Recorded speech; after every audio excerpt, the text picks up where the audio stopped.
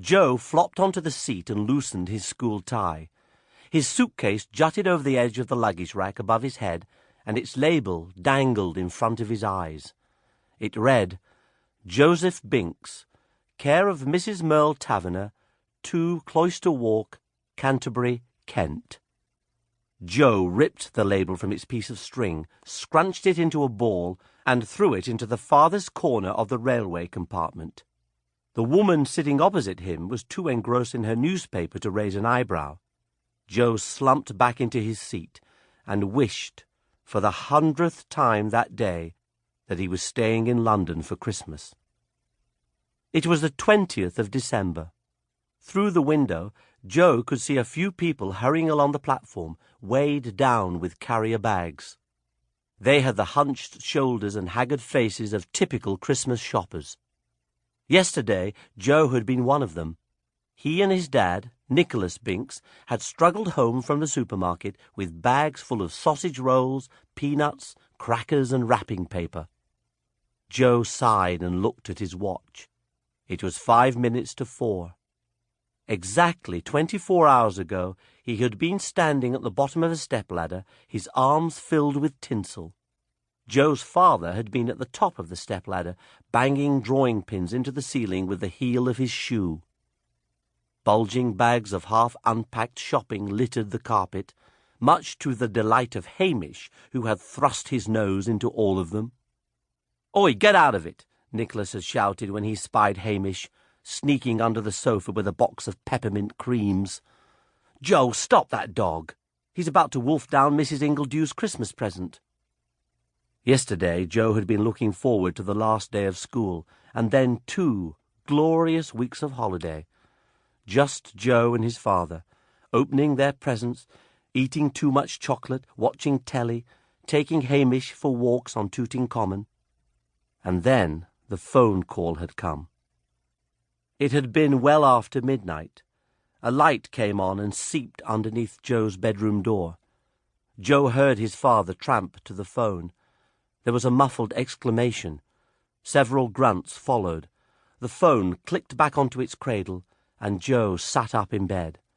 His father's footsteps padded past Joe's bedroom door, and the light went out. In the morning, Joe almost tripped over his suitcase. The battered brown case was sitting on the landing outside his room. It was draped with gossamer spun by spiders in the attic. Joe looked at it uneasily. Something was wrong.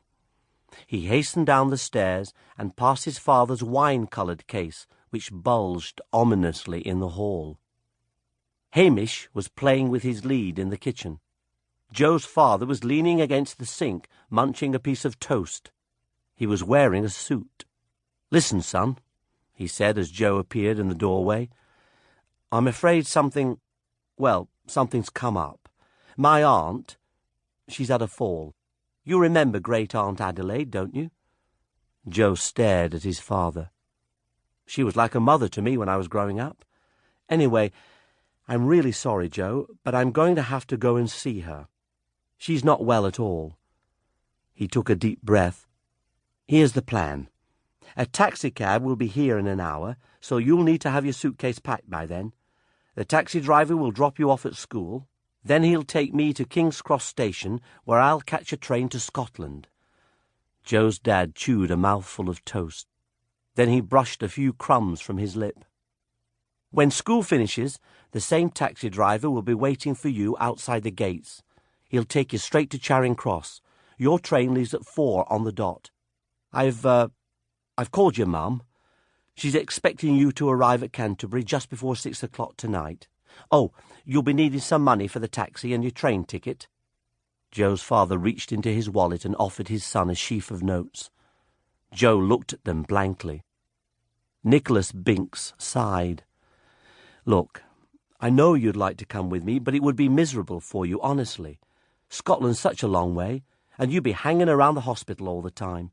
It wouldn't be much of a Christmas, would it?" Hamish sat at Nicholas's feet and gazed longingly at the piece of toast he was holding. Joe's father ruffled the dog's dirty white fur. "Hamish is going to stay next door with Mrs. Ingledew." Oh, don't look at me like that, Joe. He can't come with you. Gordon doesn't like animals, remember? Joe slid onto a stool and began to shake some cereal into a bowl. Look, Joe, I'm sorry, continued his father. I know how disappointed you must be, but it might only be for a few days. I could be back before Christmas Day. Joe, are you listening to me? Well, say something. Joe put down his spoon and looked stonily at his father. You've got a bit of marmalade on your chin, he said.